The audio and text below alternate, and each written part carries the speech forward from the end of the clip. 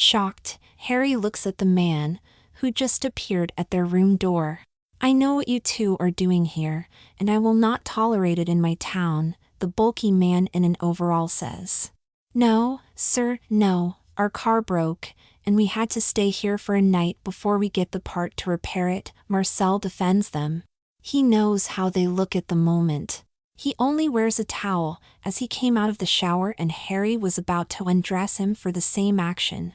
The man laughs. Funny, but what I see is a gay couple in my town. Why should you be naked in front of your not boyfriend? No, you two are a couple, he says and walks into the room. We are just two friends on a trip to an excavation site. Harry tries to convince the man with the truth, but the man does not deviate from his stupid conclusion.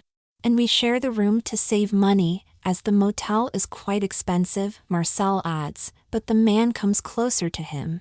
What Marcel does not tell him is that Harry is actually gay, in contrast to him. Lies, lies, just lies. I'm allergic to lies. Better don't resist or you will regret it, the man says and grabs Marcel's ear-long hair. Ouch, Marcel says, but stumbles with the man out of the room, trying to fix his towel. I call the police! Harry shouts as he follows them while trying to put on his trouser. Have fun, I am the police, the man replies from the corridor. Seconds later, Harry has put on his trouser, but as he reaches the corridor, they are out of his view. He runs down the stairs next to their room, trying to spot the two, but nothing. They seem to have vanished completely. He runs through the reception to the parking space in front of the motel and sees a pickup driving off the parking lot. That must be the man. He sees the license plate, but not who's inside. He searches in his pockets for the car keys until he remembers that they are still lying on the table in the room. Shit, he shouts and goes back into the reception. Have you seen the man, large, muscular man in a white overall coming in or out? He asks the receptionist. No, you are the first one coming through for an hour, she replies. Is there any back entrance, from the staircase or anything? My friend Marcel got kidnapped by this man, Harry nervously says. Yes, we have the staff entrance on the other side of the corridor, she says, and Harry runs to that door. Again, nothing. Fuck, Harry shouts. He goes back to the motel room and grabs his phone, dialing the number of the police from the door. Hello? My friend got kidnapped, just now, by a large, muscular man in a white overall, he says directly after someone picked up. Your gay lover stays here overnight. You can pick him up tomorrow with your car, but I'm not sure if he wants that then too, the man on the other side says. Harry recognizes the voice. It is the man who kidnapped Marcel. Harry holds a finger on the mic of his phone to swear. First, their car broke down, and now this. How the hell must they land in this dead man's town in the middle of nowhere, and not just drive the hour to their goal? Where can I pick him up tomorrow? He replies, avoiding swearing again. You have my number. Call me tomorrow for that, the man says and hangs up. The man laughs, seeing the frightened Marcel in the rear view. Don't mess with the police. He will see what he will have tomorrow, he says out loud. I'm Joey, what's your name? Joey tries to do some small talk with his victim. He stumbles, ashamed by his bare body, and still unsure why he got kidnapped. Marcel, we will have a lot of fun together, Joey replies and parks the car in a barn.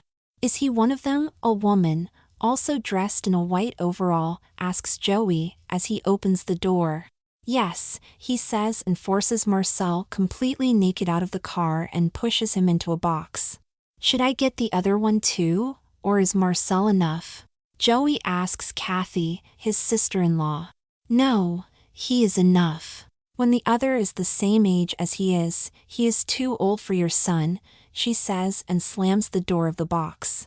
You're right, he's still too young, but we definitely have to handle him too, he says and cleans his car. Inside the dark box, Marcel hears the two discussing, wondering what they want to do, why they also want to kidnap Harry. After the discussion stopped, he shouts, "Let me go! I'm not gay." But he got no response. Suddenly, he hears a sound next to him. Panicking, he tries to move away from it, but at this moment, the entire box makes sounds from all sides. "What is that shit?" he shouts, as he feels something on his legs. He tries to move, but his arms are fixed too. "No, no, no, no," he stumbles, as lasers begin to scan his body. He knows this means nothing good for him. Kathy looks at her laptop, which is connected to the box. A 3D model of Marcel is showing up in the box program and gives Kathy a smile. Marcel's body parameters are green, perfect for their plan. She loads the new parameters into the program and waits for the result. She created them a while ago, after having scanned her son, so that the woman walking out of this closet will be perfect for him. As they are mainly defining mind alterations and only rough body constraints, she relies on the computer should figure out the best exact parameters. After a while, she sees the result, a 3D model of a woman, and every parameter is also green. She confirms the change and leans back. "Bye-bye, Marcel, you made my job too easy," she mumbles and smiles. Inside the box, a metal globe starts to hum, and a minute later, a bolt of lightning hits Marcel. Most of the hair on Marcel's body has fallen off as a result, including most of his brown mane hair. His whole body smokes, and he feels dizzy, as needles are forced into his head, pumping a liquid into his brain, and out of it for the next minutes. Luckily for Marcel, he feels nothing of it, as he passed out with the first shot of liquid. "Okay, car cleaned, is everything all right in the box?" Joey asks Kathy, who is watching a checklist on her laptop. "Yes, the DNA alteration was successful. The brainwash is still ongoing. I think he will be a nice niece-in-law for you," she joyfully explains. "Great, another madman less on the planet. Do you need me here?" he asks. "No, her clothes are here, so actually no, this will take a while, until she is ready." "Good, I come back in an hour," Joey says and drives his car out of the barn, and then closes the barn door, as Kathy sees the progress of the brainwash skipping from 87% to 100%, moving on to the next point, skincare. In the box, a lotion is applied to Marcel's body, making his skin soft. A small plate is forced into his asshole and starts slowly to expand his pelvis. Meanwhile, plates are pressing his chin into a round shape and raising his cheekbones to remove the male look from his face. As they have finished, and his pelvis is wide enough, the forming devices move away and lifted slightly up. Shortly after, his feet and hands are put in globes, followed by tubes around his arms and legs. Piece by piece, his bone structure there gets altered to match his DNA and Kathy's parameters. As they are working, a metal corset is injecting needles into his belly and his back, triggering the change in his organs and slimming down his waist.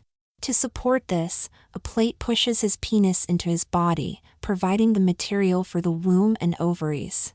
Shit, his lover is going crazy. Joey suddenly comes into the barn. "Wait, what?" Kathy asks.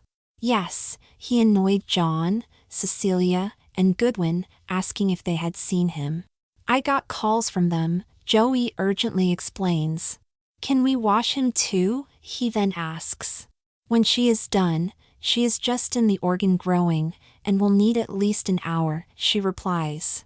"Shit, I collect him and we take care of him afterward, not that he talks." Joey ends the talk and walks out of the barn, driving of the ranch. Harry is confused. Nobody in the small town can tell him who the license plate he has seen belongs to. He expected that at least one can tell him where the police officer lives or whose car he had seen.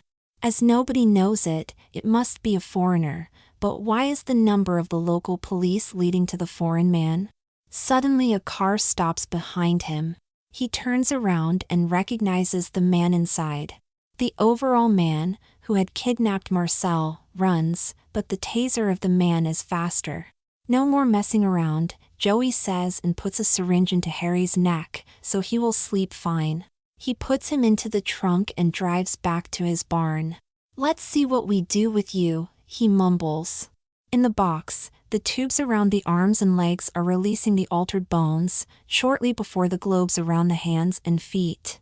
His hands are now more delicate than before, and his feet shrunk in several sizes, now perfectly sized for women's shoes. Muscles and fat are redistributed from his lower to his upper legs, fitting to the widened pelvis. As the next step, a cap is fitted on his head, who is applying a liquid on his hair. Outside, Joey walking through the door with Harry. "I got him and put him to sleep," he tells Kathy. "Why did you bring him here and not in his sleeping place?" she asks. "For the brainwash?" Joey asks with raised eyebrows, while he fixes Harry on a pole. "How is that supposed to work? Clean his brain and let the zombie walk around? No way. And when we only remove Marcel and the last days from his mind?" Joey suggests. "We can't do that, all or nothing, you know it," Kathy replies. "Shit, he will sleep for a while, so we can make a plan. I do some calls. Maybe we have a purpose for him," Joey says and leaves Kathy alone. "Wonder what you will become," she mumbles and checks the state of former Marcel. The organ-forming phase is still ongoing, his hair-growing phase just started, chest and ass-forming phase has not started yet. As she expected it, but way faster. The needles on Marcel's belly are hiding in the corset, and moments later, it reveals the hourglass shape, which Kathy wanted to have. At the same moment, 2 metal cups are put on his chest and another 2 on his butt. They start to inject a liquid under the skin and slowly breasts and peach-shaped but are growing under it. The plate between his legs moves away, revealing a slim, flat vulva. On his head, the cap moves slowly upwards, revealing armpit-long blonde hair. The preferred color of Kathy and her son. Okay, Don has the solution. He is looking for help with the harvest and more. "Can we make this possible?" Joey asks Kathy, who just has seen that the box has started her last step. "Sounds good. Just make him a farm boy. Any belonging we must take care of?" Kathy asks. "The plan sounds too good." "Yeah, their car and their motel room, I take care of it," Joey says and leaves Kathy alone again. She knows what now comes. He put their stuff into the car and burns it down in the evening. His usual way to handle it. The last item on the list of the box progress reached 100% and Kathy puts the laptop aside. Her future daughter-in-law is ready. In the box, the cups release a pair of C-cup breasts and a peach-shaped butt. As it finishes the task, it moves the woman back on the floor. As the last step, a syringe is shot in her neck, making her awake again. Confused, she looks around, wondering where she is. "Where am I?" she asks, as Kathy opens the door. "You had an operation. Come, Phoebe, I have your clothes," Kathy says. "And who's that?" Phoebe asks, pointing at the sleeping Harry. "Oh, that is a rude guy," Joey collected. "He sleeps here until he's fit for work again," Kathy lies. "Okay, but I still do not want to be like God made me in front of a foreigner," Phoebe answers. Her mind still feels dizzy but gets better with every minute. She wonders what the accident was. Must have been hard when she can't remember it. Still, she's at home. "Here, these are yours," Kathy says and gives her a bunch of black clothes. "I tell Jason that you are awake," she adds and does a call to her son. In the meantime, Phoebe dresses up, as the guy on the pole wakes up. "Kathy, the guy is awake," Phoebe tells shocked her future mother-in-law. "Marcel, where is Marcel?" he asks. "In the box," Kathy lies. She helps him into it, loosens his hands, and shuts the door. "Wait, what was that?" Phoebe asks, wondering what is happening. "His head is not right, that's why he made problems." "We fixed that," she says and looks at her laptop, which is loading the new model. She checks the parameters and adapts them. Say goodbye to your old life, she mumbles, setting a lot of parameters to the minimum. I wait outside for Jason. I don't want to disturb you, Phoebe tells Kathy, who nods. Cleaning this guy from all his sins will be difficult, but worth it. Maybe he will be lucky and Joey finds a wife for him. On the outside, Phoebe leans on the fence and spots her boyfriend, who walks over from the house. I'm back, she says and grins. Jason was surprised by the call of his mom that she got a future wife for him. He had dated a lot of women, but most disagreed to live with him here in the middle of nowhere, so he agreed to the plan of his mom. Wow, you look amazing, he says to the woman he had never seen before. Still, he has a crush on the unknown woman. Thank your mom, she gave me that, she says, wondering why her boyfriend is so distant. I know. I selected it as a surprise for us, Jason says and gives her a kiss. Why wait, when she already thinks that he's her boyfriend? Wow, but nothing without clothes, she says, because he started moving his hands over her butt and continues the kissing. No, what do you think I would do? I'm a brave man, he says and continues. He knows she will become his wife, so he can wait.